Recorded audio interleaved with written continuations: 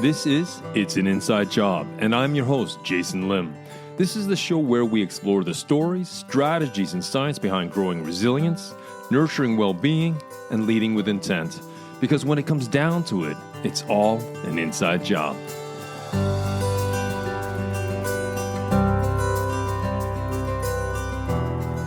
Well, welcome back to a fresh new week. Let me prime your mind for this week's episode. Let me ask you a few questions. Have you ever had the feeling that something is off with someone at work, but you just can't quite put your finger on it? Maybe they shut down in meetings. Maybe they're always apologizing. Or maybe they seem brilliant in one area and completely overwhelmed in another. What if what you're seeing isn't attitude or incompetence, but something deeper, something human? Well, in this episode, I sit down with Natalie Armstrong, a neurodivergent workplace consultant, trauma-informed speaker, and an NHS leader who brings a rare mix of professional expertise and lived experience. So together, we explore the real impact of trauma and neurodiversity in the workplace, and why understanding it might be one of the most important leadership skills of our time. From recognizing subtle signs of distress to leading with flexibility and compassion, well, Natalie offers not just strategies, but a shift in perspective, one that can change how we lead, how we work, and how we relate to one another in the workplace. So without further ado, let's slip into the stream and meet Natalie Armstrong.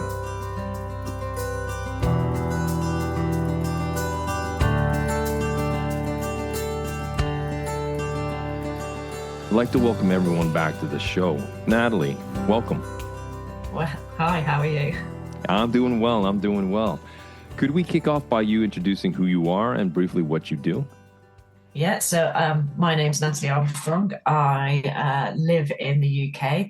I'm currently a nurse, but also on the side, I am out there trying to get people to do more trauma-informed leadership, to include people with ADHD, talk about resilience. I think working as a nurse in the public health service here has made me realise how little people actually know about trauma and how it can affect our day-to-day living, and how actually if we all just change a little bit, we might be able to get the best out of people and actually retain people in companies and get a bit more resilience that's more of an organisational resilience than a personal resilience. So I think there's lots of learning out there that can be done.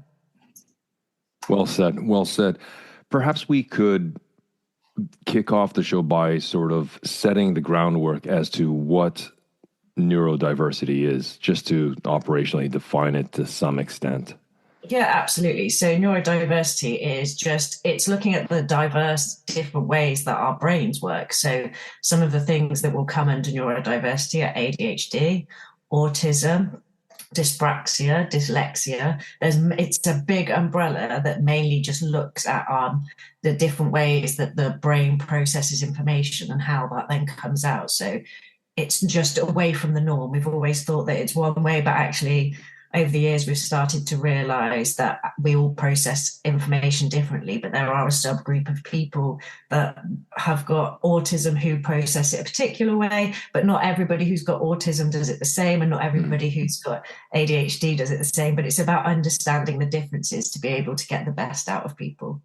I think that's a very key point. You know, I was on LinkedIn, and your profile came up, and I found it honestly, I found it very compelling to reach out to you as a guest on the show, because a couple of my kids have a mild form of dyslexia.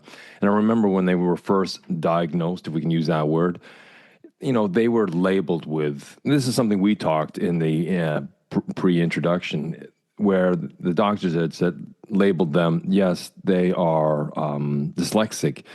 And I made sure to correct them and to make sure I hammered home to my kids that yes, you have dyslexia, but what you said was right on the money. It's just a different way the brain processes information, right? And that is the key. It's the way it processes information. You don't have a disability. You're not different. You're not an alien species. No. You know, it is exactly what you said. It's neurodiversity, and it's how they process information. And that's what I wanted to also hammer home today in this episode, because I think that's so key for people to understand, because it's so easy for us just to fall into a frame that, oh, yes, let's lump these people in this kind of group. I just really liked your definition, and I wholeheartedly concur with what you've said. I think this is the part of the problem in society, is that children get given labels. So like you said, your children were told you are dyslexic. Well, they're not dyslexic. They have dyslexia, but they're not dyslexic. All they need to do is, not all they need to do, but it's about finding different ways. So one of the things that I know that can help for dyslexic children, especially, or adults, depending on when you find out, is having different colored paper, different colored type, like how it's typed, what colors are against each other, and then they can see everything better because they're processing it differently. It is just all we need to think about. I think it's easier for people to look at it like a computer. They've just got a different processing center inside their head that then comes out. Doesn't mean that they can't achieve everything that they want to achieve in life. And I think although labels are really helpful because they help you understand and have tools and structure for your life, they can also be a bad thing, because if you're a child being told you're dyslexic, that's it. I know many adults who I've come across in the health service that I've managed, and they've been told they've got dyslexia, so they've never pushed to go and get that degree to become a nurse. So they've been a healthcare assistant, and then they've started working for me, and I'm like, well, why can't you do it? Well, I've got dyslexia, so let's just find what works for you. Let's find a way that you're understanding the information, and then I'll sit with them and I will work with them so that we can get them to a point, because we're missing out on so many people doing wonderful things because they think that it's a problem with them. They don't realize that it's not a problem. It's just a different way of processing things. No one's actually sat down and said, actually, let's look at how you can retain this information or you can learn this particular thing. It doesn't necessarily have to be the right way. And this is the problem with schools. We know that it's always been a one size fits all, and and it carries on. And this is my point. So I could focus on children being taught, but we're starting to understand, they don't all learn the same way. But then you go into work and everybody is leading as if we're all the same, and we're not. So it's about, we should treat everybody the same. No, we shouldn't. We should be fair, but everybody needs something different. We all need something different. It's about learning about people and understanding your employees and being like, well, they work better. Some people work better from home. Some people don't. I personally have to have a mixture of the two. But, when I'm at home, I can get the amount of work that I get done in a week in 2 hours because I'm talking less. And that's the point, is that I understand that, but not everybody understands what's right for them. So as a leader, you need to be able to be informed to then be able to help them and get the best out of staff. We just think one size fits all for everything, and we have done for so long that it's hard to come out of it. Very true. I mean, we are much more adept at identifying different ways of processing information in children. And I've had a couple of clients over the years where, they've been leaders of departments, if not the entire company, and they're moving at such a pace, right? And they wonder why. What is the reason not everyone can keep up? What's the constantly, I have to constantly tap the brakes. And so as an adult, they went through some sort of processing to understand what's going on. And they were identified, having ADHD. But the diagnosis, if I can use that word, wasn't earth-shattering for them. It was an eye-opener. It was like, that's why I do what I do. Yeah. And all the pieces kind of made sense for them. It all kind of fell into place, right? And it's the same with a couple of my kids, right? They were thinking, Dad, why do I always get, this was 10 years ago, why do I get my P's and B's and Q's all mixed up? Once we figure it out, it's like, okay, you're just processing information, a little differently. Yeah, and I think it's a good thing that we are starting to accept it and move in the right direction. I think that there's just a lot that we can still do, because it's not just neurodivergence that means that you process information differently. Most not most, but there's a high number of people who have neurodivergence that have gone undiagnosed, that have faced trauma in their lives because of being undiagnosed, so not fitting in, not being accepted. So, and then having trauma also makes your brain process information differently. You can have hypervigilance, so you can be more anxious. And then once you're at work and you're in an employee, there can be little changes that could be made that would then make that person feel safe. So then they build resilience and they start to learn how they're processing, because it's really hard once you come out of trauma or you come out of your fight or flight state that you might have been in for years, to then start learning how your brain actually works. It took me, I'm still learning, I'm not going to lie to you, and it took me a really long time, and I would say, I want to say lucky enough, but I don't know if it's luck or not, but I have ADHD and I have a whole load of trauma. So my brain processes information, one, at an unbelievable rate, but also not at a rate that I can ever catch on to anything. So I've had to learn strategies to be able to manage that. But it's helped me understand other people. And that's made me a better leader in the long run, because it means that I actually take the time to work out how people process information, because I know what it's like to have not been understood and to have not understood myself.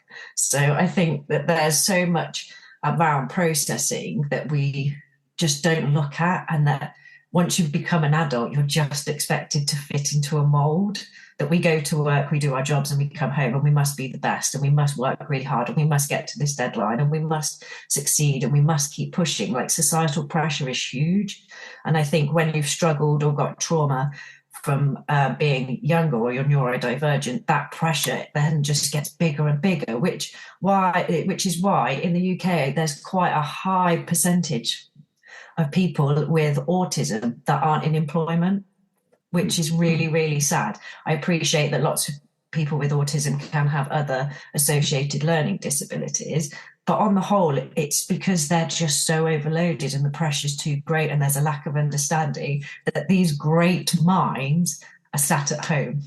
They're not working. They're too fried or burnt out to be able to get into work. And that's absolutely awful, really. You know, we're humans. Let's all understand each other and try and make it so it's a nice world for them to live in. Yeah, if we could segue, because you were talking about your own history, to the extent you would like to share, Natalie, without presuming too much, what brought you into this space, in this, to be a spokesperson for such an important topic within society in itself? There's numerous things. I think I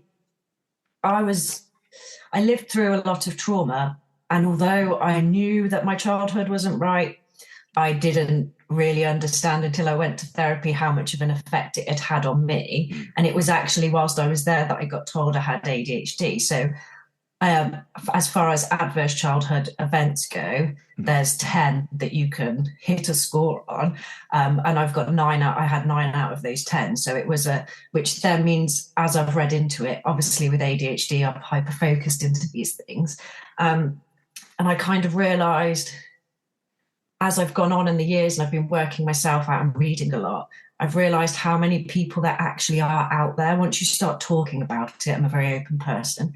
Once you start talking about it, you realize how many other people have struggled and they've got to where they are. And being in healthcare and working in public healthcare, I have managed lots of people. I have met lots and lots of people in the emergency department, throughout the hospital. And I thought, hold on a minute, we're not looking at trauma. We're not looking at ADHD. I've had bad experiences. I've been through it, and I just want to change it. I want to use all the negatives that have happened in my life to just change one person's life. If I can help one person realize that you can go through all of this stuff and it can be absolutely terrible and you can think your life's just not worth living, and then you can come back and you can actually make something out of it, then it will make me feel like I've achieved something. I just want to make other people realize that you're not on your own, because I felt very alone. Very, very alone for a very long time. Yeah, and I'm glad you were agreed to come on the show because hopefully this conversation today reaches out to someone and it does set them in the right direction or helps them pivot just slightly where they feel like, you know what? I'm much more than this. These limits they're just in a sense in my head, if I may use that vernacular, and I can push forward, such as you. I mean, obviously, you're a living example, plus all the other people you've met throughout your career who've pushed beyond the limited barriers that we've set up for ourselves or society or whoever has set up these barriers, and to understand their falsehoods and that we can tackle through these falsehoods. If we can just shift a little, I'd like to sort of demystify something you talked about, trauma at work. A lot of us may see trauma as sort of one catastrophic event, something that just completely derailed us. How would you explain developmental or complex trauma more in sort of everyday workplace terms, if we may go there for a second? So you can think of trauma as one big event. That's absolutely fine. That's PTSD. We know lots about PTSD because of people going off to war and big events, car crashes. But complex trauma and developmental trauma is lots of micro things that happen. So, and they happen over and over again. So you could have, for example, in your childhood, you could live in a house where there's domestic violence. So it's not happening to you, it's happening to somebody else, but it's the effect it has on your nervous system and how it overwhelms your nervous system and how, as a child, you don't know how to manage it. You don't have any emotional intelligence. So then it builds and it builds, and it's just lots of little micro events that other people might think are nothing that then build and build and build, and they're just going on top of each other. And before you know it, you're starting to show signs that when you become an adult of PTSD. But it's not because of one big event, it's because you've lived through years of micro events and your nervous system is just so overwhelmed. It doesn't know how to process stuff. It doesn't understand why you're acting so sometimes you can get an email and you can think the world's going to end because your body goes into overdrive because you're nervous about something. For me, it used to be things like footsteps. If I could tell if someone was angry due to footsteps. So then I used to feel panicky. So that was just due to it constantly, lots of little things that happened. I've not had any big event. Well, I've probably had loads of big events to what other people would think were big events. But yes, to me, it's just been lots of little things where my nervous system is just fried. It doesn't know how to manage it, and it's taken years to learn. So complex trauma or developmental trauma is lots of micro events that have just built up, and it's just made one big thing. So if someone has someone on their team and for some reason the leader doesn't understand the reasons behind why a person behaves a certain way or acts in a certain way, are there sort of, from your experience, a couple of sort of subtle signals leaders can miss that would suggest a trauma response are playing out perhaps on their teams, whether it's in a meeting or some sort of gathering? Absolutely. There's lots of things. So people pleasing, you can find that people do a lot of people pleasing when they're overly anxious or they've had trauma. The point that I just want to make here is not everybody understands themselves. So the employee themselves might not understand that it's due to trauma, because I didn't, and I got through many, many years of being employed before I noticed. So they might not understand. So it's hard for a leader, but it's about looking for little things like heightened anxiety, people pleasing, not responding well to criticism, shutting down when they have criticism because they're taking it as a personal attack, because that might be something that's come up in their lives before. So there's just they don't like conflict. They don't like feeling powerless. They don't like over controlling. They don't like bullying. They have justice. They can tell if there's injustice and they can't bear it. So there's lots of things, lots of ways that you are able to identify it. And to be honest, you don't need to know what the trauma was. You don't actually, none of that's important as a leader. You don't need to know what that person's trauma is. It's personal to them. They might not even realize that it's had such an effect on them, but it's about identifying the signs so that you can put things in place, or you can just really try and avoid making that person be re-triggered. And I hate the word triggered. I don't know why.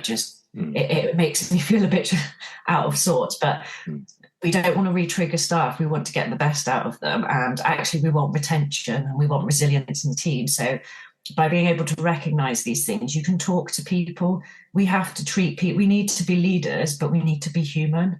We need to be humans and be understanding. So speaking to that person, you can make quieter environments. There's just so much you can do to help with trauma, but you can also recognize it so many ways.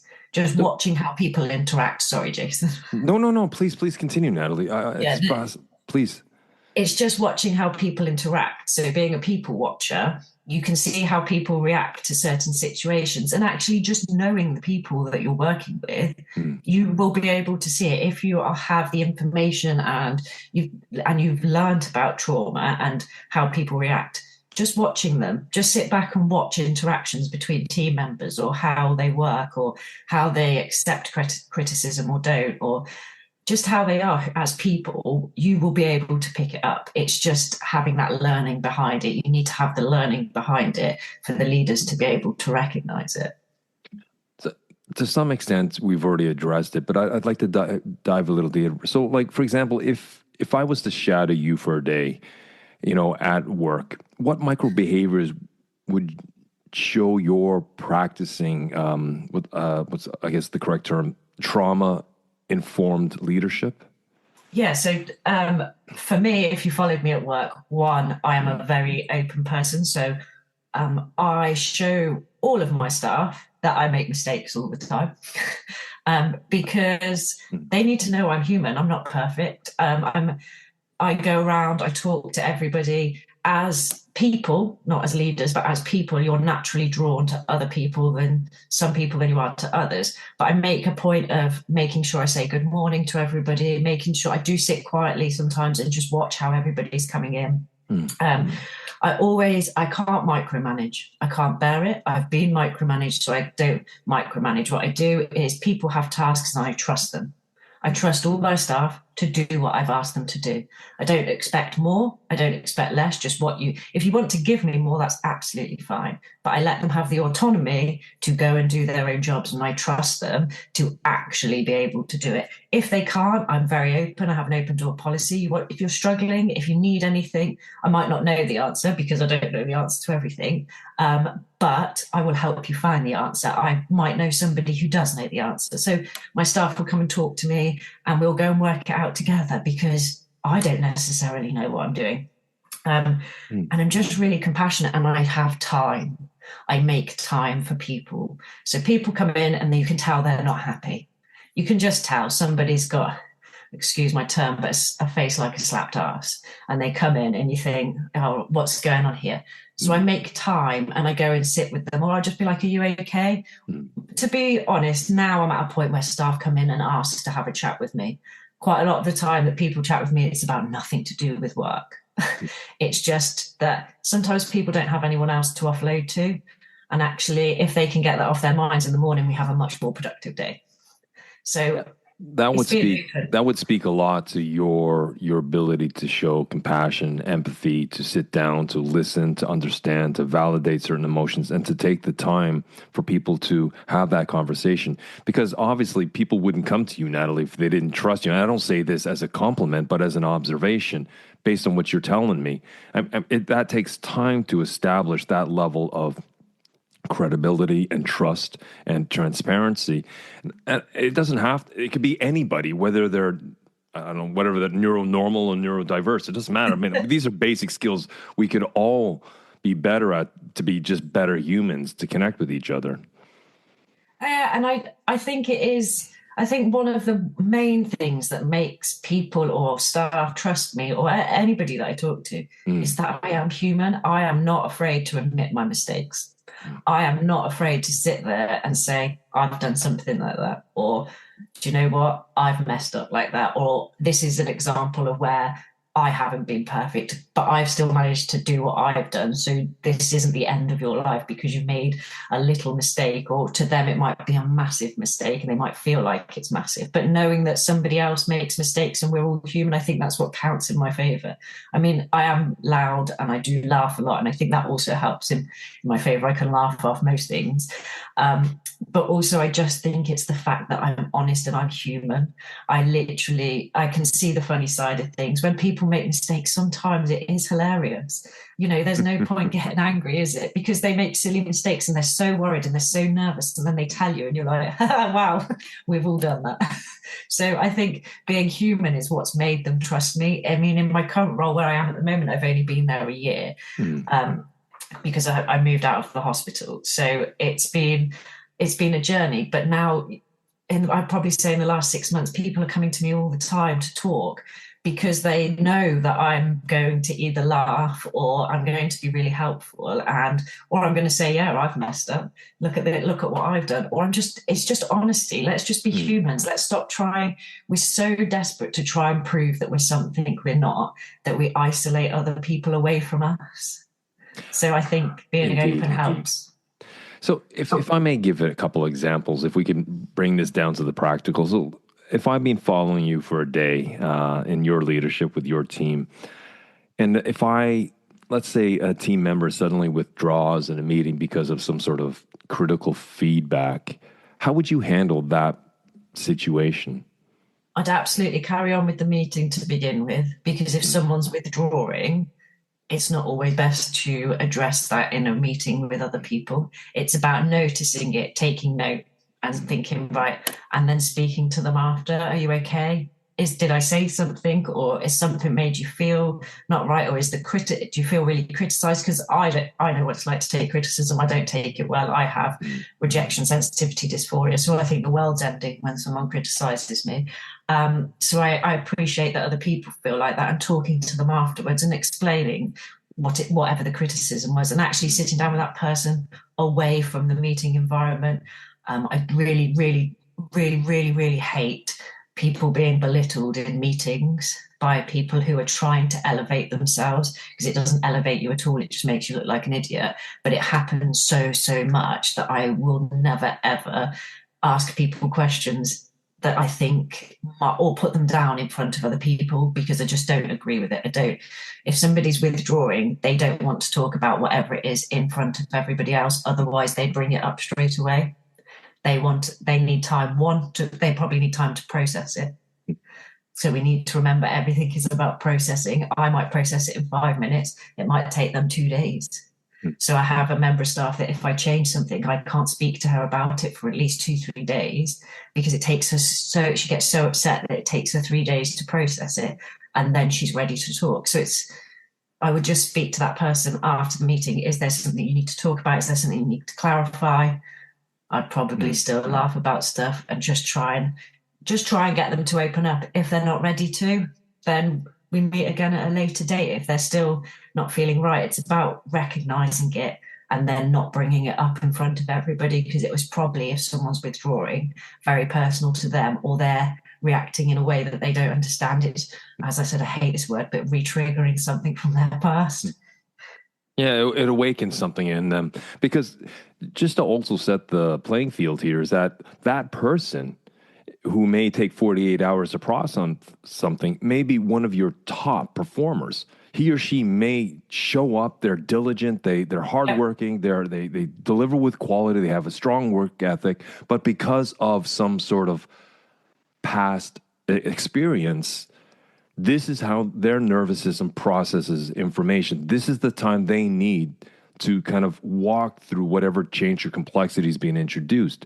So I just wanted to say that, because a lot of people think, oh, these are sort of B players. No, far from it. These could be some of your top people per se. But we just need to find a way to adapt, as we do with any type of learning or processing. If I may throw a second scenario at you, a lot of the times leaders or managers need to have hard conversations with people about their attitude, about their behavior, about their performance. Let's say with you, Natalie, chatting you in the afternoon, you saw that someone let's say Jason had to perform, but he's kind of falling behind. He's not doing what he's supposed to do. He's not meeting his numbers or whatever it is. And you know that by saying something to Jason, it can push him over the edge, or he'll react very defensively. How would you approach having a difficult conversation with him? Many ways. It depends, because as I said, it's about knowing the people that are working for you. So I've managed many difficult members of staff that have been redeployed for being difficult, and it's about learning them and what they need. Sometimes, so depending, say Jason was the sort of person that I know I'm going to speak, I'd take them away, speak to them. If I know he's the sort of person that's going to blow up, let everything out, and then calm down, because some people do that. So you'll speak to them, they get really, really angry and they cry, and then they regulate. So if I thought that you were going to be one of those people, I'd talk to you, I'd say what the problem is, I would explain, what I'd ask, what's going on for you? You're not hitting the normal targets. It depends where they were before, because there's underperforming from the day you start your job, but there's people that have performed, and then suddenly it drops off. That's not anything to do with work. That's something going on with that individual. So it's all about everything that's around it. So say you were the person who had been performing, something dropped off. How do I know what's going on in your life? Have I spoken to you? Have I sat down? So I might call you in. Is there something going on? Are you okay? What's been going on recently? I've noticed that you're not quite meeting your targets. Is there something that I need to know about? Is there something affecting your work? Because sometimes people just need to sit and be heard. It might just be that you need a break. It might just be that actually you've got no bandwidth left because there's things going on at work that I don't know about. It might not necessarily be home. You might be helping Steve, Pete, Julia to do their work, which has meant your work's dropped off because you might be a people pleaser. So you don't want to let those people down. So you're trying to tip out of your cup into everybody else's. So if I don't speak to you and understand that, if I went straight in and be like, you're underperforming, you must do more, that's just going to make you react. We need to sit and we need to work out why, especially if you're a known performer. What is going on? What bandwidth have you got? Do you need a break? Without being, because there's doing that. And I've had people do it to me, but there's also doing it without undermining people. Because you can say to someone what's going on for you, and it can be really undermining because there's nothing going on for me. I'm absolutely fine. It's sometimes the response you get because people think that you're then trying to attack them. So it's about how you word it and how you read body language. Having trauma, although terrible, gives you many superpowers. One of those is reading people very quickly and building connections very quickly. So although it's been terrible that my life wasn't great, I have lots of superpowers that I can now take into my life and that I use daily. So I'd read you as I was talking to you. So I'd know if I was pushing in the right direction or the wrong direction, or if it was something that was making your nervous system react. So, and that's not something I think you can learn. I think obviously I learned it, but it was through terrible circumstances. But it's about being able to read people and just be understanding. If you've always performed and it's dropped off, something's going on. It doesn't matter what it is, something's not right. And we need to work out what it is. You might need a break. You might just need to offload. You might have something that you want to talk about, but you're too scared to come and talk about. And actually me coming to speak to you makes you then talk about it and we work it out. It's about working together with the person and finding a solution. And so what I understand you're saying, just to kind of put a headline on this per se, or a synopsis, is it's taking the time to build the trust, understanding that person.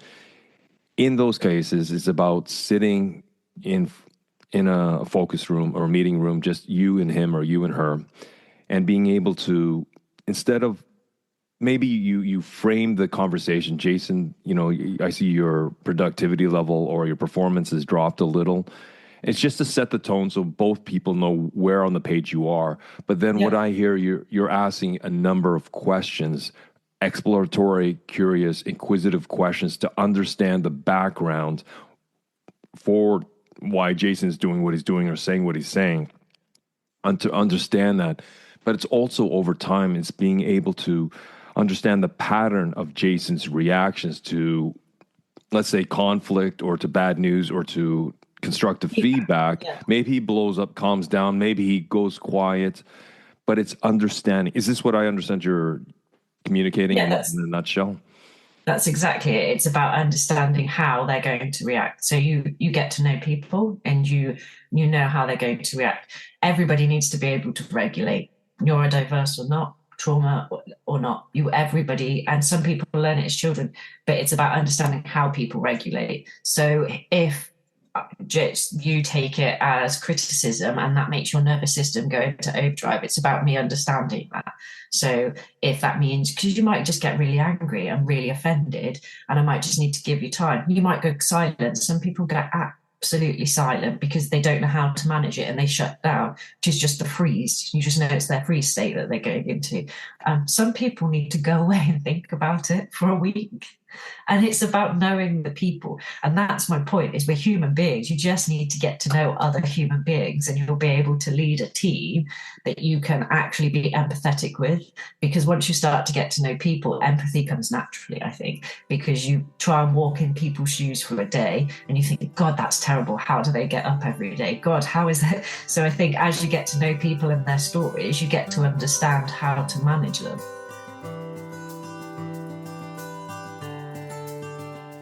In the first part of our conversation, Natalie shares insights on how neurodiversity and trauma show up in the workplace and what leaders can do to respond more effectively. Natalie explains that neurodiversity isn't just a clinical term, it's a lens for understanding the many ways people process information and experience the world. Whether it's ADHD, autism, dyslexia, dyspraxia, well, the key is not to rely on labels, but to recognize and support each individual's needs. She stresses that thriving workplaces are those that offer flexibility, ask the right questions, and avoid one-size-fits-all solutions. We also explore trauma-informed leadership. Natalie walks us through subtle but critical signs leaders should look out for, like people-pleasing, hypervigilance, or emotional withdrawal. She reminds us that it's not about diagnosing trauma, but about creating psychological safety so that staff aren't re-traumatized by how feedback is delivered or how conflict is managed. Trust and humanity are central to Natalie's leadership style. She shares her belief in vulnerability, openness about mistakes, and creating space for people to process at their own pace. Whether it's giving a withdrawn team member space after a tough meeting, or approaching performance issues with curiosity instead of criticism, her approach is rooted in empathy and personal connection. Natalie has shared in this part of the conversation very nuts and bolts, tools, pragmatic ways of creating more inclusive, resilient, and emotionally intelligent workplaces. So now let's slip back into the stream of part 2 of my brilliant conversation with Natalie Armstrong.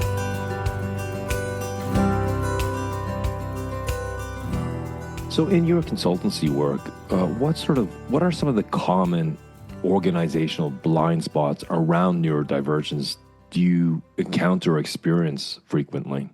Stigma. There's so much stigma around neurodiversity. I think we've got much better since COVID. COVID has opened everybody's eyes a bit. I think as we stopped and managed to stay in our houses, everybody was like, oh, I'm not really sure I like people, or I really can't cope without people. Some of us loved it, some of us didn't. I think stigma is a huge problem.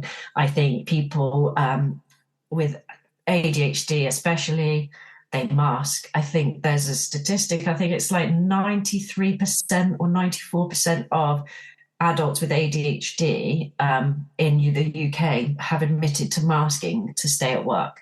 Now that is hard work. So masking, for people that don't know, is trying to turn yourself, acting in a way that you think means you'll fit in. So not being your authentic self. So with ADHD, you can be really hyperactive. You might need to tap, you might need to move around. So you purposely try and keep that in. Now that's really tiring. That then leads to burnout. So the stigma of even telling somebody you've got ADHD is out there because people don't say it. Instead, they end up burning out, which then that shows up in the workplace as repeated sickness, where they've burnt out and they can't. And it might only be that they have 2-3 days off, but you start to see a pattern and you think, what's going on here? And it's because somebody burning out. You can only be someone you're not for so long. If anyone who's listening has ever tried to be someone they're not, it's really tiring. I mean, I've tried it many times and I just don't fit into the mold, and I find it very tiring, then I burn out.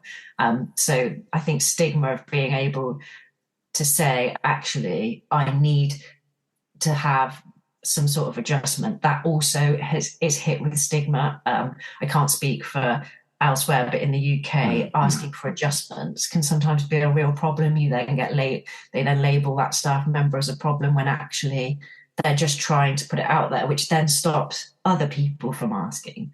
So then we're not putting adjustments in place like a stand-up desk or quick 5-10 minute breaks. In the 90s, maybe not so much now, but no one would have blinked an eye about people going out for a cigarette every hour.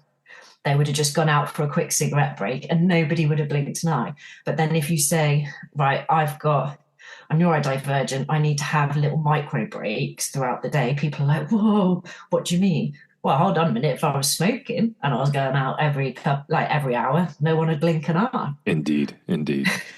So it's about I think stigma's the biggest thing. And I think just lack of education, as I've said, with everything, with trauma, with leadership, I think we haven't changed with the times. We're starting to catch up in society, but we're not catching up in schools, organizations, and companies. There are some companies out there that have got it absolutely right, and they're doing really well, and they see the productivity and they've seen the benefits. I think it's just hard for companies to move from where they are to see that actually giving micro breaks might mean that someone works harder, because it seems counterproductive to what we've always been told. We must work for 8 hours. Those people, we celebrate people who are able to keep going regardless. We celebrate the ones who work through their lunches and they stay late, and they're the ones who manage to succeed because they put their all into it and they're on call 24/7. But actually, that's not the correct way. You're not getting the most out of that person. The people, they're not turning around and saying, actually, I just need a day off, or I finish at 5. We're not showing people boundaries are right. There's just so many things that are going wrong that we need to be able to put them right. But I would say the main one for me is stigma. The stigma of people being able to actually speak up and ask for adjustments, so that they don't want to be seen as a problem. You've been thought of as a problem and different your whole life, to then come to work and be able to say, actually, I need this, is very, very hard. I think a lot of the stigma may come from being unintentional for other people, right? But as you said, it's about informing, educating, bringing people up to speed to understand what this is. I'd like to ask you, you mentioned that some companies that are doing it in a much better way. What are some of the practices they have implemented to create a more psychological safe environment? So just little things you can do. So that we discussed this before. When you're interviewing people, send out the questions before. Give everybody the same opportunities so you get the best out of them. There's flexibility. Have more flexibility. We're very rigid, I think, in lots of workplaces. Flexibility of where people work, if that's possible. It's not always possible, but also flexibility on tasks and what they're doing and how they're doing them. Give people autonomy, the right to opt out of certain situations. So as a nurse, we do lots of safeguarding. Safeguarding can be really hard for me to go through. So that, especially domestic violence, I really struggle with that. So I'm very, very lucky. I have somebody who is a leader for me who I can go to, and she lets me opt out of certain things because I can't sit through it, because that would ruin my whole day. So this is what you mean by safeguarding, just to define it for our audience. Safeguarding is where we go and learn about adults who have been abused, so financial abuse, physical abuse. But this is as adults, and we're looking for things like radicalization, domestic violence. There's so much out there. So as nurses, we have to safeguard them. So if they come in and we think, is this domestic violence? We have to refer them on. We have to put them. Okay. If it's an old lady, is she being looked after properly by her son, or have we noticed there's bruises? So it's about us looking after people who can't look after themselves, pretty much. So we have to do courses every year. very, very triggering, especially for me doing the child safeguarding. I find it really hard, actually. That was at university, one of the things that made me realize maybe my life hadn't been as okay as I thought it was. But yeah, so just letting people opt out of these things, very important. I've done my adult safeguarding. I still know what it is. I just have to miss domestic violence. I can't be listening to it. And I have to miss certain bits of child safeguarding because it's very hard and it's really triggering. So companies don't always do safeguarding, but there's things that people can't do, giving them the option. Actually, if someone comes and says to you, I'm going to find that really difficult, do they have to do it? If they have to do it, is there another way they can do it? Give them options, give them autonomy, let them do things. They do support over blame. Now, I'm really big on this one. So when something goes wrong, instead of blaming that individual, supporting them through it. That is so important because blame and shame are huge in neurodiversity. You've grown up with shame your whole time. Trauma, half the reason we don't talk about trauma is because it's shame. You're ashamed of what's happened. You don't want anyone to know. So when something goes wrong, if someone starts blaming you, you start to feel ashamed. Then that builds so many big barriers. Whereas actually, if you support them and you're like, why has this happened? What's gone on? Let's have a look at it. Like what mistake it's. People are more likely to get on board and be open about it. And that's really good for neurodivergent staff and for people who have been through trauma. There's empathy. The companies have empathy. They're understanding that life is hard, not just if you've been through trauma or you've got some sort of neurodiversity. Life is hard. Life is very hard. We have children, we have jobs, we have partners, we have families, we have things that are going on, things that we can't miss. You can work in a very structured environment where you're not allowed to take time off. It's very hard to go to a doctor's appointment between Monday and Friday, 9 to 5, because your work won't let you have the time off for that. A dentist, your child's assembly, the companies who have got it right, if there's nothing stopping them, they let people go to their children's events so they're not missing it, so that they can still be a human being as well as working. So they can still be a parent, they can still, there needs to be that understanding that actually people can manage their own time. And we are adults. We are all adults. If the work's done and you need to go to your child's assembly, please go. If you need to go to your child's, certificate giving, let them go. If it is it allowed? Is it going to affect any meetings? No, it's an hour that they're gone. Let them do it. I think that is another thing. It's about giving some of it back to the employee, letting them manage themselves, letting them have that autonomy. That's where they've got it right. Having quiet workspaces. Offices are overwhelming. If you've ever worked in an open office. I think it's for a lot of people, especially the open environments now, right?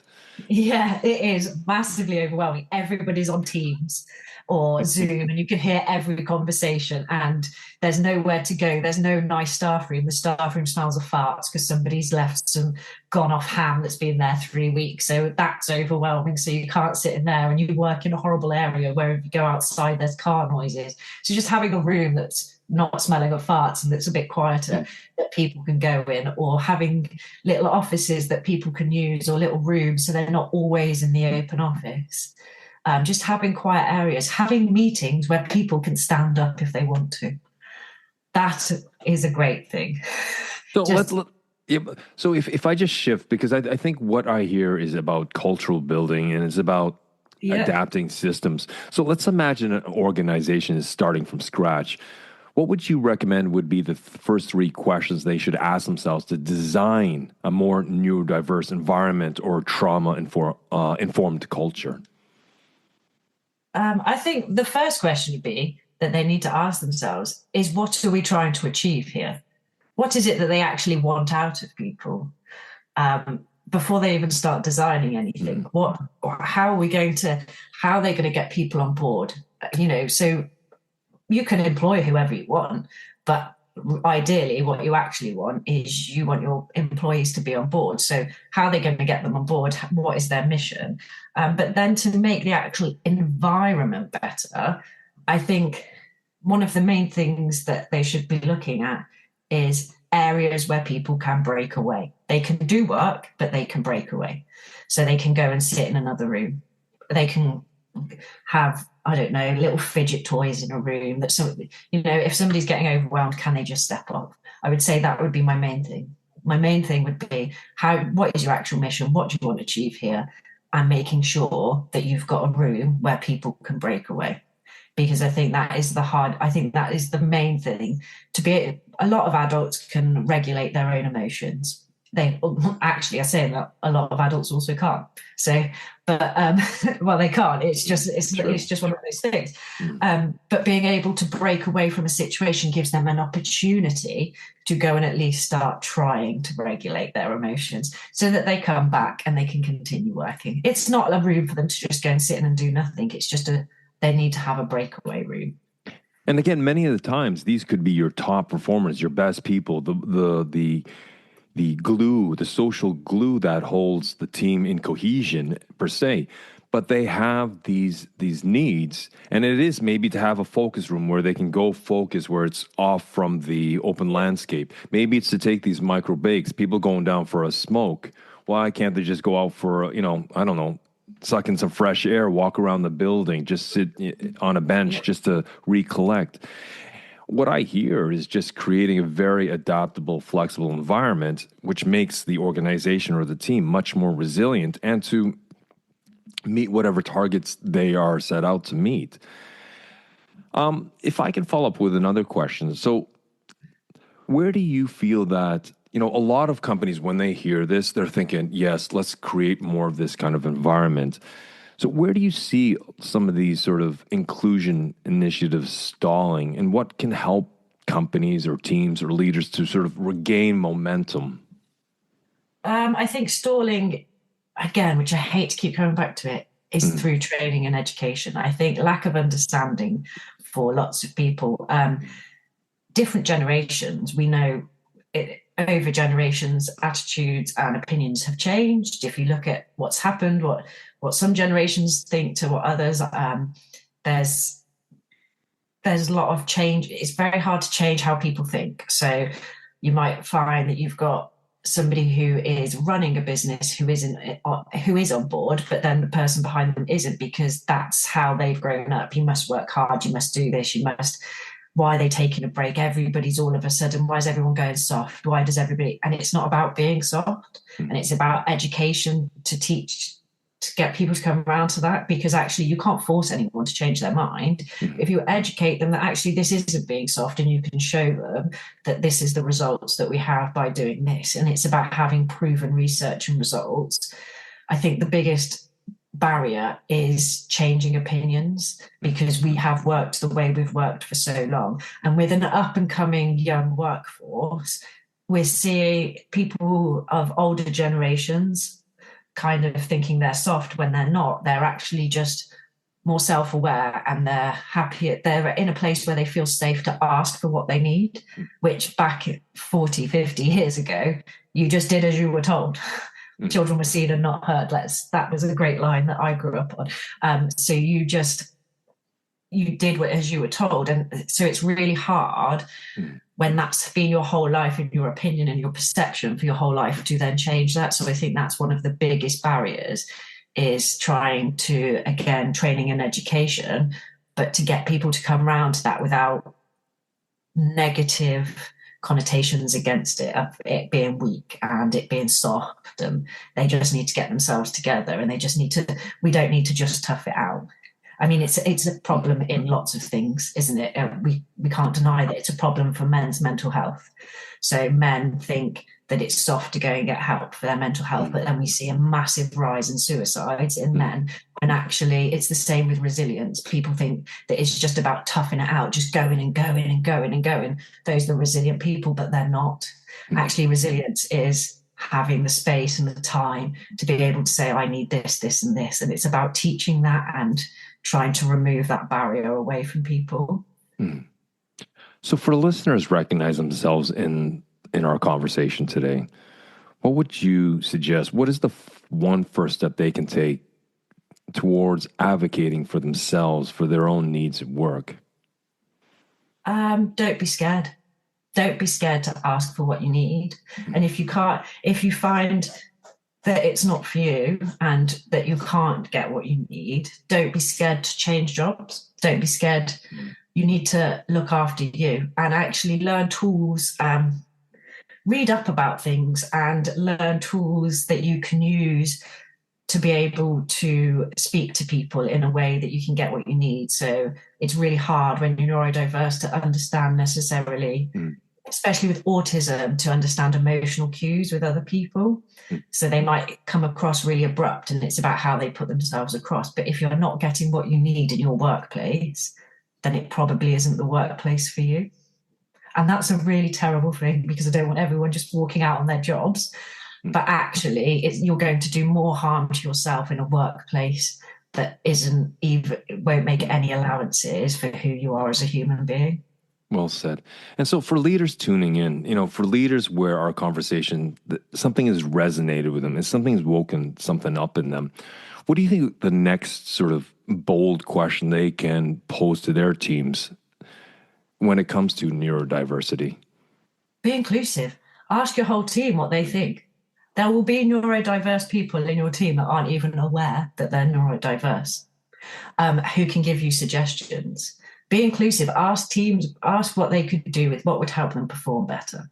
We're all adults. And I hate to keep saying that, but I do feel like it's something we forget all the time, is we are all adults. We all have great ideas, but be inclusive. And as a leader, be more open. I think that's the main thing. Be more open to other people and what they're going through, to understand. Because some of the best leaders are going through terrible times, but they are open to what other people are going through and they can be understanding. And I think being open to just be a human being and being open to other people's emotions and understanding them, you will be able to make a better workforce just by that one change, I think. By being more open. And as we come close to the top of our hour and the top of our conversation, Natalie, is there anything else that you would like to share with our audience that I haven't asked about or we haven't addressed? No, I think the main thing that I want to get out there is, well, there's a few things. One, as leaders, let's be more human. Let's stop trying to fit into the everything static. We need to change that role. And let's start appreciating that we all process information differently and let's look at what we can do. But also, let's just try and be kind. Let's just all be out here trying to be kind to each other. I just think we have lost that in companies. Not all companies are not, I'm not painting everyone with the same brush, but we're too focused on numbers and outcomes and we forget about the people who are getting us to those numbers and outcomes. So maybe let's just be a bit more human. Let's be less static, be a bit more human is what I really want to get across. But also to people who are like me, who are employees or are working in companies, you can do it. You can ask for adjustments. You might get seen as a problem, but that doesn't mean that you can't then change that for other people. Be brave. Go out there, be brave, ask for what you need, because at the end of the day, we only have one life and we need to be happy in it. And if you're not getting what you need, then move on, because toxic workplaces will absolutely kill you off. Natalie Armstrong. Natalie, thank you very much for such a compelling and intriguing conversation today. I think that it is one that is needed, and it's needed more often. Thank you, Jason. Thank you for your time.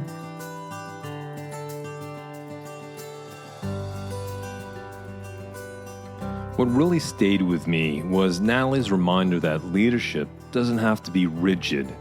It can be deeply human. Creating a workplace where neurodivergent individuals feel supported isn't about ticking boxes. It's about seeing people clearly and making space for them to succeed in their own way.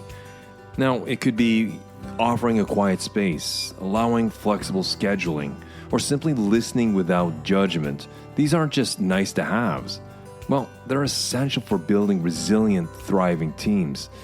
Natalie also encouraged us all, especially those who are neurodivergent, to speak up for what we need, even if it feels uncomfortable. And that bravery, that courage, that boldness, well, it shifts cultures. Many of the things Natalie suggested based on experience and deep knowledge, I can completely concur. But this isn't just for people who are neurodivergent. I mean, to some extent, we all fall under that category in my eyes. I think all the elements we talked about are elements that we should all include, irregardless if we are this or that, to create psychosocial emotional safety in those environments. Because at the end of the day, if we can create that kind of environment, we create resilient organizations, resilient teams, and resilient individuals. And part of it is, as we move into this new next 25 years with machine learning and AI, machines are better at being machines. But as humans, well, we got to be better at being human. And to you, Natalie, a personal thank you from me. I really enjoyed our conversation, and I found it very informative and very compelling. So thank you very much. Well, folks, if you know someone that this episode could benefit or might find of interest, please share it with them. And if you find the show of interest and you show up every week, I'd appreciate if maybe you could put a post in on LinkedIn or Instagram just to spread the word. But anyways, until next time, keep well, keep strong, and we'll speak soon.